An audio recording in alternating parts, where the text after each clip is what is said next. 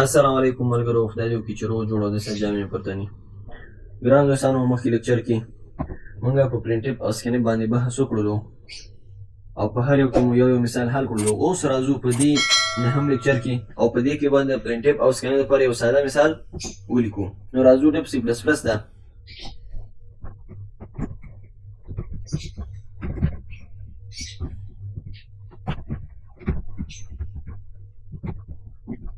H include string.h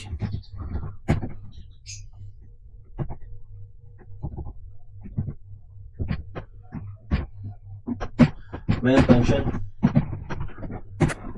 راځو ملګرو داسې یو پروګرام لیکو چې په دې کې موږ درې واړه هم انټیجر ډیټا والو، هم فلوټ ډیټا والو او هم کریکټر ډیټا والو.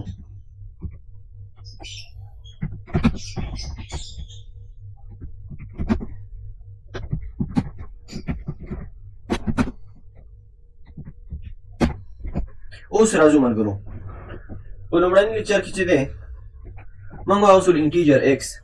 انټیجر عموما د ها اعداد لپاره راځي کوم چې مکمل اعداد وي. فلوټ چې دی د اشاریه اعداد لپاره راځي او کریکټر چې دی د سمبولو لپاره راځي. نو راځو لومړی لیکو پرنټف.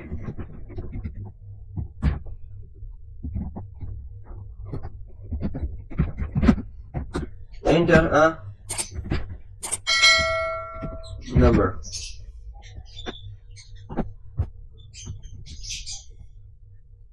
دا به انټیجر کوم ملګرو. انټر انټیجر نمبر. راځو دلته یو الین ورکو تر څو موږ جولیان کې راشي بل خط ورپسې لیکو څه شی سکانف. په دې کې چون سکانف کې چې دی موږ لومړی انټیجر لیکلی نو انټیجر لپاره څه شی دی پارمس سکویر پرسنټ ډي. ادرس څه شی ورکو؟ ادرس اف ایکس.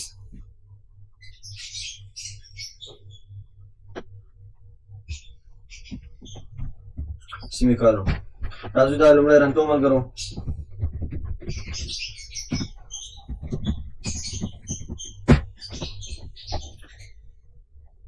ښه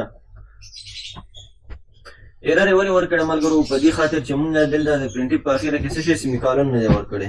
که چېرې سیمیکالون ورکړو اوس یې رن کړو، اوس به ایرر موږ ته نه راکوي.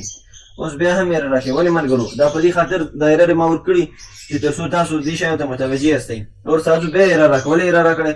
په دې خاطر چې دغه ډبل کوټیشن نه دې خوا ته موږ کامه نه ده ورکړې ملګرو. په پروګرام چې عموما هر وخت غلطېږي د دغې شیانو په خاطر باندې ایرر ورکوي. یا به د ټرمینیټور یا سیمیکالون پاتې، یا به یې کامه نه یې ورکړي، یا یې ډبل کوټیشن یې ورکړي، یا به یې فارم سکویر نه یې ورکړی.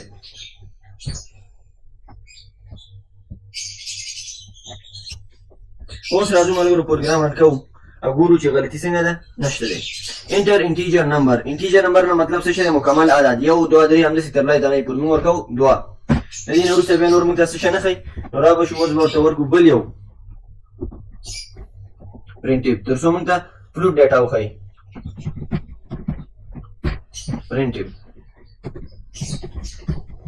enter float number.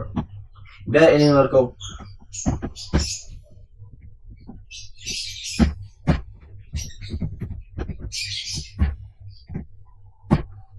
اوس دلته ملګرو موږ ورکړی پرسنټ ډي. ولې؟ په دې خاطر چې ډیټا څه شی ده؟ انټیجر. انټیجر د خاطر موږ پرسنټ ډي ورکوو. اوس دا موږ د فلوټ ډیټا د خاطر فلوټ لپاره پرسنټ اف ورکوو. پرسنټ اف. اوس راځو بیا کوم ورکوو ملګرو. او دلته ورته څه شی کوو؟ ادرس اف سکانف دی نو ادرس خامخا ورکوو. ادرس اف زد. زد نه، ولې؟ زد خو کریکټر دی. دلته موږ هغسې فلوټ نو څه شی ورکوو ملګرو؟ وای. اوس راځو بیا ټرمینیټر ورکوو. اوس بیا پروګرام ورکوو ملګرو چې څه کېږي. انټر انټیجر نمبر ورکوو 4 اور انټر فلوټ نمبر یعنې فلوټ یعنې اشاریه عدد څنګه کا داخل کړه. ورته ورکوو 3.4 یا 4.4 ورپسې بیا څه شی نشته دی. نو موږ دې پروګرام کې څنګه وکړل ملګرو؟ موږ فلوټ ډیټا واوسه او موږ کریکټر ډیټا واوسه. کریکټر ډیټا د خاطر راخلو بل پرنټف اخلو چې printf enter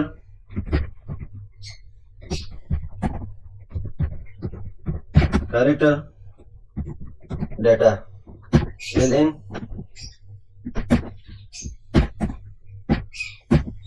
اوس راځو سکانف ورته ملګرو. سکانف کې ورته ورکوو څه شی؟ پرسن سی دغه د کریکټر ډیټا ټایپ فارمیټ سپیسیفایر چې پرسن سی دی ولې ورته ورکو کاما ولې ورته ورکو بیا څه شي ادرس اپ کوم تورې زد او اخر کې ورته ورکو ټرمینیټور اوس راځو پروګرام رن کوو ملګرو نو انټر انټیجر نمبر دا انټیجر نمبر شو فلوټ نمبر شو 15.15 شلو او انټر کریکټر نمبر کې ورته ورکو زد راځو د کریکټر ډیټا د خاطر ملګرو دا څنګه کوو کمنټ کوو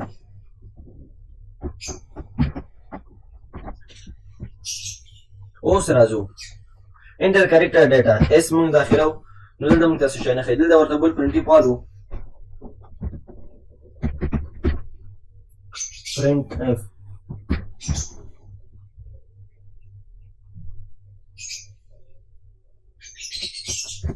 person c دلته ورته ورکو z this is person c where you اخیرا کې ټرمینیټور ورکوم ملګرو او اوس راځو پروګرام رن کوو پروګرام چې رن کوو ملګرو اوس انټر کریکټر دی ورکوو دلته this is d value نو دا څنګه شو ملګرو دا کریکټر شو نو تاسو ځان سره ملګرو دوه درې پروګرامونه په همدې ځان سره ولیکئ تر څو تاسو په پرنټ او سکانف کې هیڅ ډول مشکل پاتې نشي دا ملګرو زموږ نه هم لیکچر په راتلونکي لیکچر کې ان شاء الله باسو په اف سټیټمنټ باندې که چیرته زموږ یوټیوب چینل نه سبسکرایب کړئ نو مهرباني وکړئ زموږ یوټیوب چینل سبسکرایب کړئ ملګرو او دا ویډیو مو که خوښ شوی د ملګرو سره شیر کړئ او کوم پوښتنه لرئ په کمنټ کې خپل پوښتنه پرېږدئ مننه